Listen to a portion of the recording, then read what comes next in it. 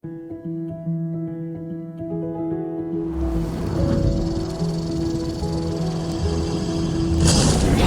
eu sou Eliude e esta é a leitura de Espinhos no Bosque Sagrado. Hoje leremos o capítulo 19, Visões do Cativeiro.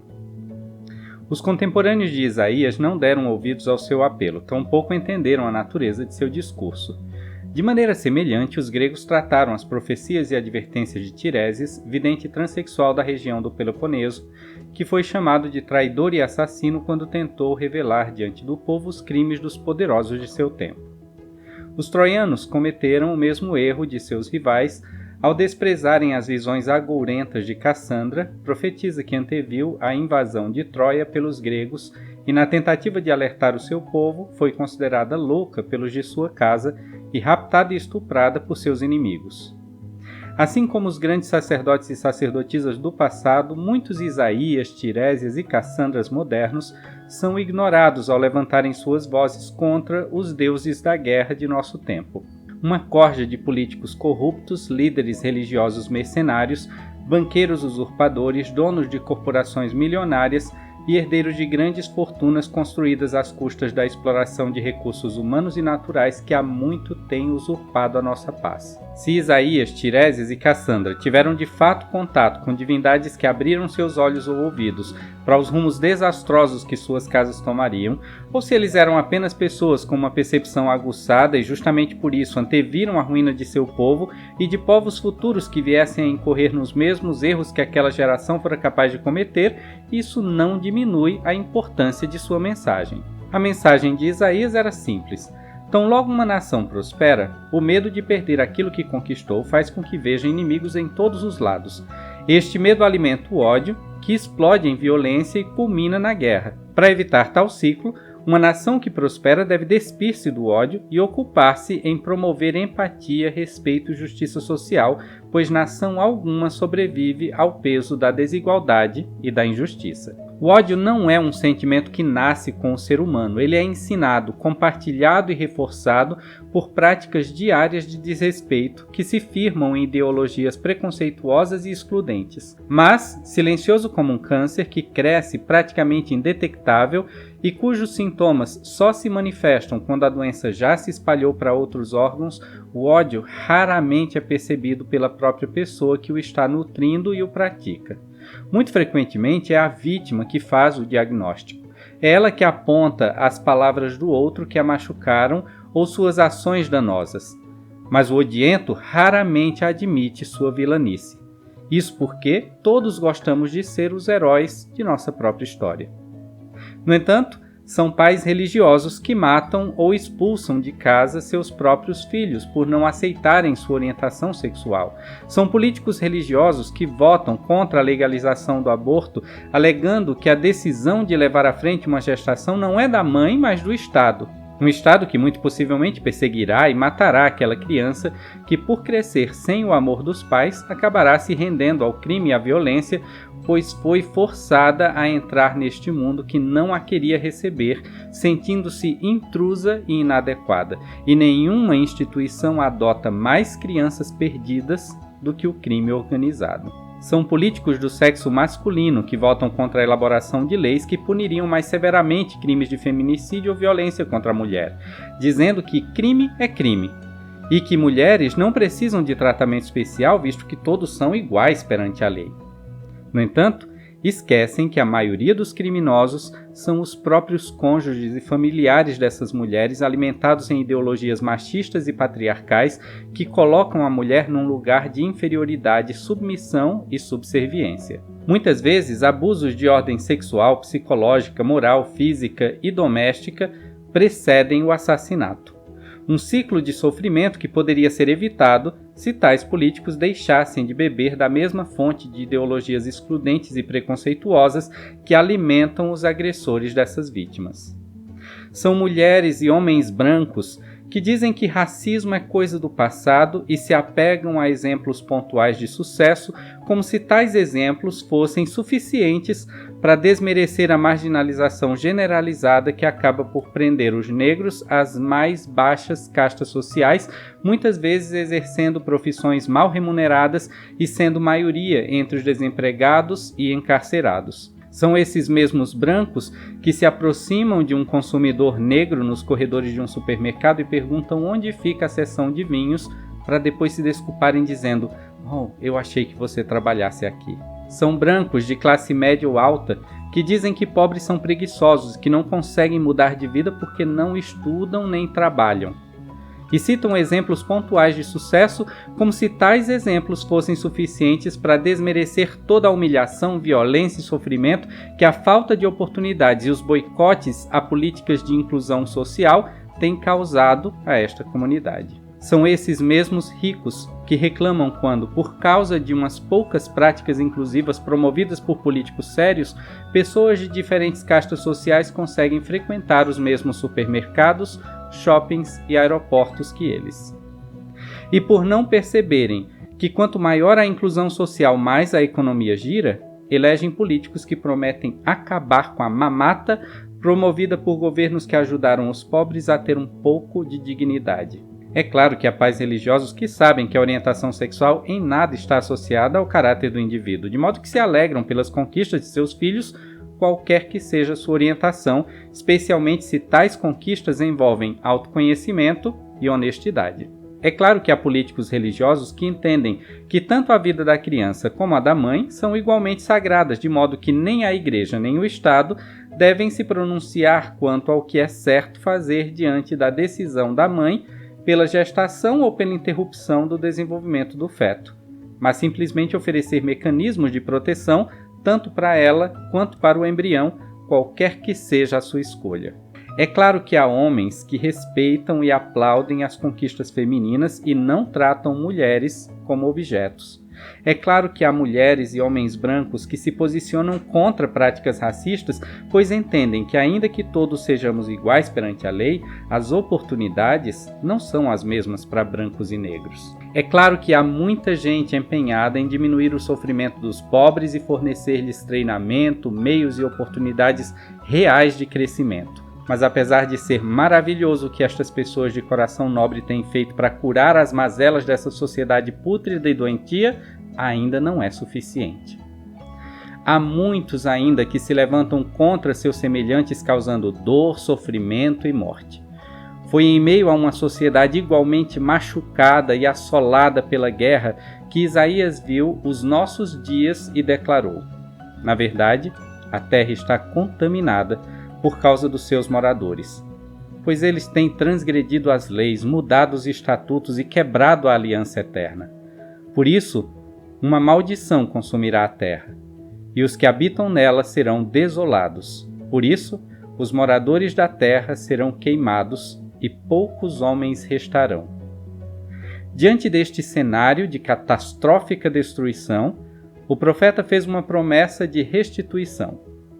Depois disso, um povo será glorificado e empoderado, uma cidade temida pelas nações dos terríveis, porque ele defendeu o pobre e fortaleceu o necessitado na sua angústia.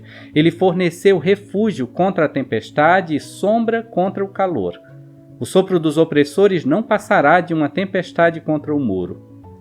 Como calor em lugar seco, assim ele abaterá o ímpeto dos estrangeiros. Como se abranda o calor pela sombra da espessa nuvem, assim ele abafará o cântico dos tiranos.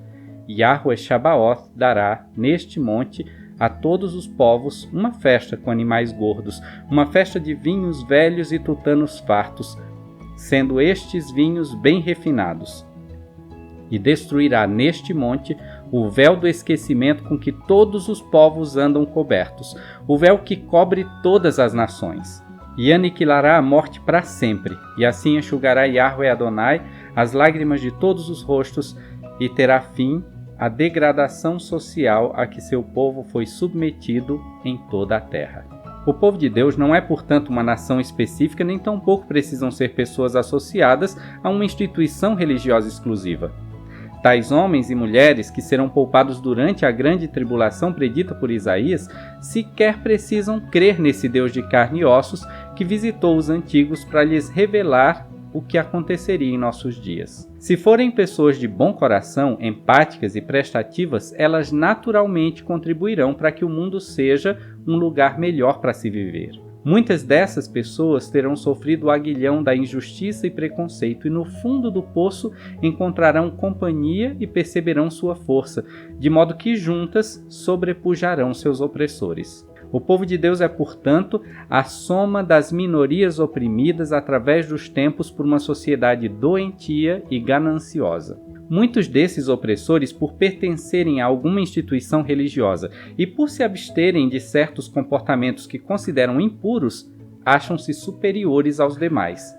O orgulho desse povo que se acha escolhido faz com que não compreendam o amor divino e, na sua ânsia de fazer o mundo girar conforme a suposta vontade de seu Deus, transformam a vida de seus semelhantes em um poço de miséria. Mas, como disse Isaías, o sopro dos opressores não passará de uma tempestade contra o muro. Os oprimidos serão resgatados e curados de suas doenças e da morte. Morador nenhum dirá estou enfermo. Sobre o encontro desse povo com seu Messias, Isaías escreveu: o rei em seu esplendor os olhará nos olhos e eles verão que a sua terra está muito distante. E naquele dia, todos terão um conhecimento perfeito das coisas passadas, presentes e futuras, pois aquele homem de carne e ossos que virá de uma terra muito distante lhes mostrará tudo o que precisam saber, pois ele conhece o fim desde o começo. E se desde aquela época conhece o fim, ou seja, se ele viu os últimos dias da humanidade, conhece não somente as tecnologias de nosso tempo, como as que ainda serão trazidas à luz do conhecimento humano até que chegue o tal fim. E se conhece tais tecnologias, possivelmente faz uso delas em suas viagens no tempo e no espaço. No entanto, é muito difícil reconhecer tal mensagem repetida inúmeras vezes no texto sagrado quando se acha que o tal Deus seja uma luz, uma energia, uma força ou algo imaterial que está em todos os lugares ao mesmo tempo, que tem poder para fazer qualquer coisa que quiser ou que sabe de todos os detalhes sem que verifique tais fatos. E esta não é uma percepção moderna do tal Deus de Abraão. O povo de Isaías tinha a mesma dificuldade para acreditar em suas palavras. Todas as suas profecias soavam muito absurdas para eles, pois ele falava de um tempo que estava bem adiante do seu. Muito possivelmente, há 20 anos, acharíamos inacreditável a possibilidade de uma guerra de clones com armas de luz e projéteis inteligentes remotamente programados para atingir alvos específicos. No entanto, a engenharia genética já consegue oficialmente criar clones desde 1996. Já usamos máquinas de corte a laser para fazer incisões precisas até mesmo em metal, e já existe gente ocupada em associar a tecnologia de drones e geolocalização à indústria bélica.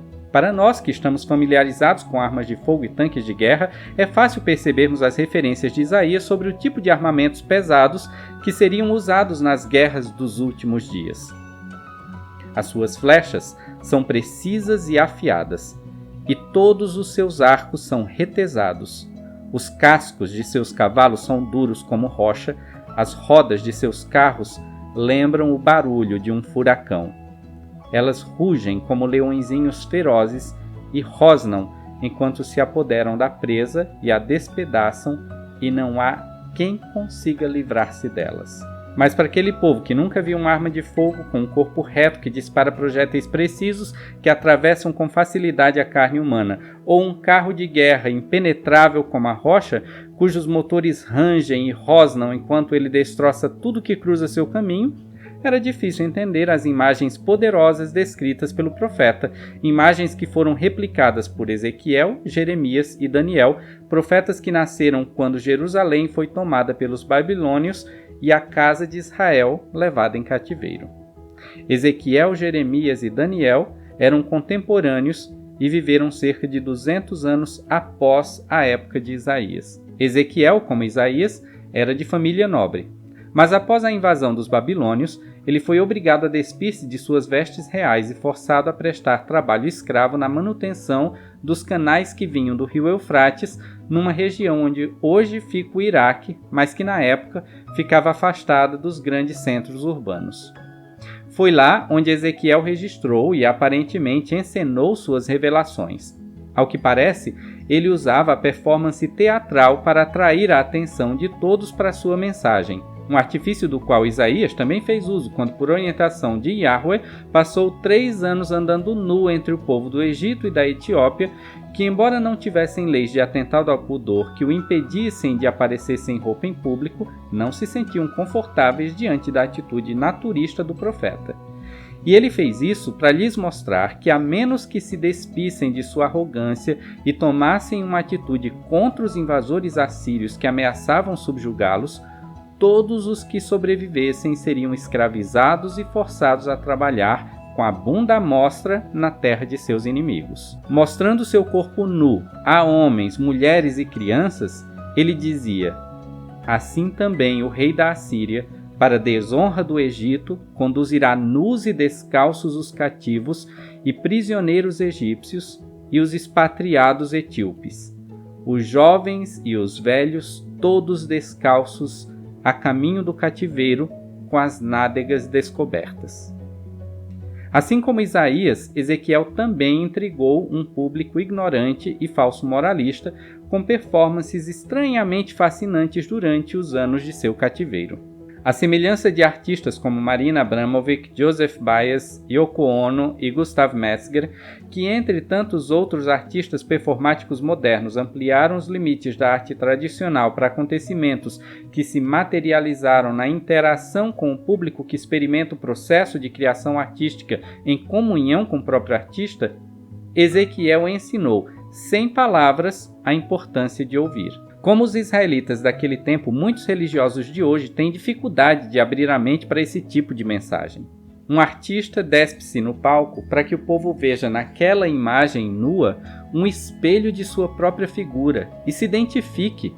E o religioso moralista vê somente pornografia e indecência, pois seus olhos não estão abertos para enxergar a mensagem por trás da imagem.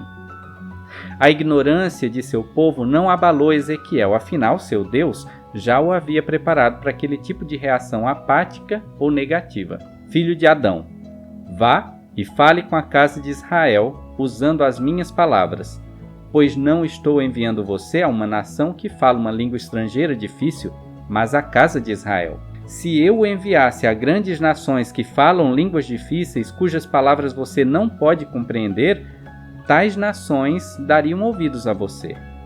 Porém, o povo de Israel não vai lhe dar atenção, pois toda a casa de Israel se tornou imprudente e endureceu seu coração contra mim.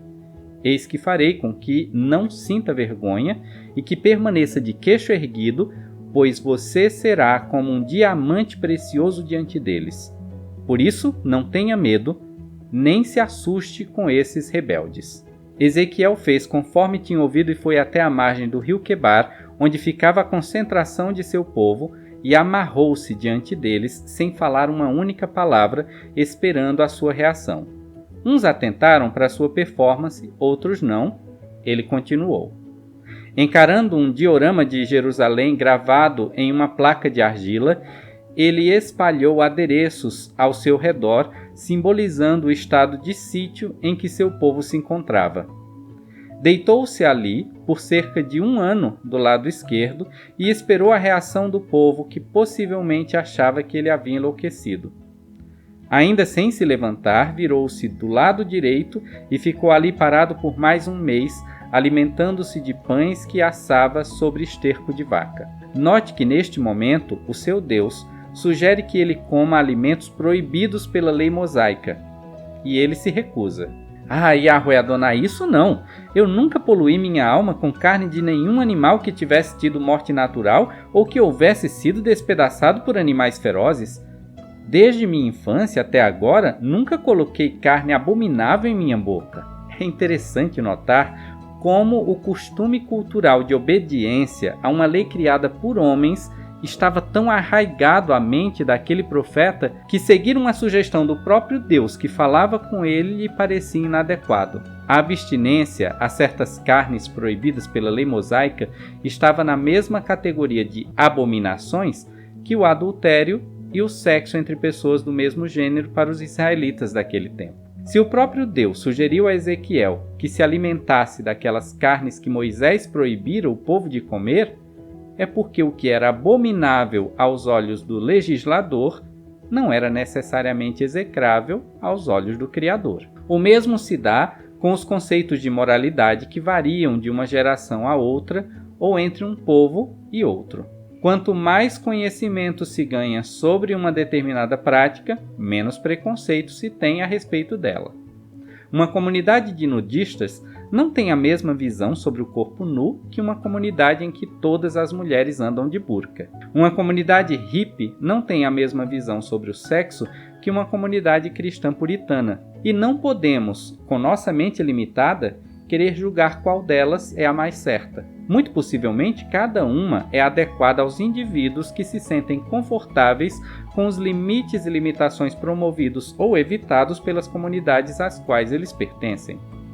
Afinal, não há leis absolutas, há leis circunstanciais. Mas quando o povo não é sábio o suficiente para, dadas as circunstâncias, viver em harmonia uns com os outros, os princípios que regem tais comunidades precisam ser revistos. Yahweh havia sugerido a Ezequiel que comesse carnes que sua comunidade considerava abomináveis, mas percebendo que nem o próprio profeta estava preparado para desafiar tal tabu, permitiu que ele substituísse a carne por pães, dando-lhe novas instruções quanto a como proceder em sua performance. Conforme instruído por seu senhor, o profeta raspou seu cabelo e barba com uma lâmina afiada e separou os fios em 3 partes iguais. A uma das partes ele ateou fogo, a outra parte ele deixou cair ao redor do diorama da cidade e a terceira lançou ao vento, cortando os fios com a espada enquanto caíam. Ele soltou as amarras de sua saia e aparou os pelos pubianos diante do povo, atirando-os ao fogo sobre a placa de argila, e o fogo queimou todos os pelos que ele espalhara ao redor do diorama da cidade de Israel. O cheiro forte dos pelos queimados encheu as narinas da plateia incomodada, assim como, por centenas de anos, o cheiro do churrasco dos levitas havia deixado de ser um odor agradável ao seu senhor. Os pelos espalhados e queimados representavam a casa de Israel, que de um modo ou de outro acabava se perdendo ou sendo destruída por causa de seu orgulho. Ezequiel centrou seu ministério em criticar a dificuldade que aquele povo tinha de ouvir e entender a palavra do Senhor e o que este Deus de carne e ossos de fato esperava deles. Contemporâneo de Ezequiel, Jeremias começou seu ministério ainda bem jovem durante o reinado do rei Josias, cerca de 627 anos antes de Cristo. Ao contrário de Ezequiel, Jeremias escapou ao cativeiro e juntou-se a um remanescente de seu povo que fugiu para o Egito. Em sua época, a adoração ao deus Moloch havia se tornado comum entre os israelitas. Tal culto era praticado entre os amorreus desde a época da Torre de Babel, cerca de 2000 anos antes de Cristo. Entre os gregos, alguns anos mais tarde, rituais semelhantes seriam realizados em honra do deus Cronos, cultuado entre os romanos pela alcunha de Saturno. Nesses rituais, sacerdotes e ofertantes realizavam atos sexuais ao redor do altar, enquanto crianças eram colocadas sobre as mãos estendidas da estátua de bronze aquecida sobre um braseiro. O calor do bronze em brasa consumia a criança aos prantos. Como as carnes da bochecha do pequeno infante eram consumidas pelo calor do bronze ardente, mostrando toda a arcada dentária, os soluços de seu choro desesperado eram confundidos com soluços de risada. Daí o termo riso sardônico. Para os adoradores daquele deus, o fogo de Moloch, Cronos ou Saturno era purificador e lhes garantiria a vitória sobre os exércitos inimigos. Jeremias combatia fervorosamente esta prática cruel e desumana. Ele também condenava a ganância dos líderes religiosos de sua época e dos charlatães que se aproveitavam da ignorância do povo para enriquecerem às suas custas. Óbvio que esses charlatães não gostavam de suas profecias e, por gozarem da proteção do poder constituído de seu tempo, procuraram tirar-lhe a vida, não sendo muito bem-sucedidos. embora tenham matado vários outros profetas que também se levantaram contra eles naquela época. Ainda na mesma época, o jovem Daniel foi levado como escravo à corte do rei da Babilônia, mas eventualmente foi promovido a primeiro-ministro daquele rei após interpretar com precisão os sonhos e devaneios do monarca. As 4 profecias mais significativas de Daniel têm como cenário a história da humanidade, bem como predições sobre o que sucederia àqueles que dizem seguir o Senhor e àqueles que de fato o seguem, desde os dias do cativeiro babilônico até os dias atuais, culminando no estabelecimento de um reino teocrático indestrutível que duraria por um período de 1000 anos, quando o Messias governaria pessoalmente todas as nações da terra. Por causa da temática distinta de cada profeta, é dito que Isaías é o arauto do Filho, anunciando as suas vindas, primeiro como um cordeiro para ser imolado em favor da humanidade e depois como um poderoso governante que unificaria toda a terra após uma guerra destruidora. Ezequiel é o arauto do Espírito Santo, segundo o Consolador,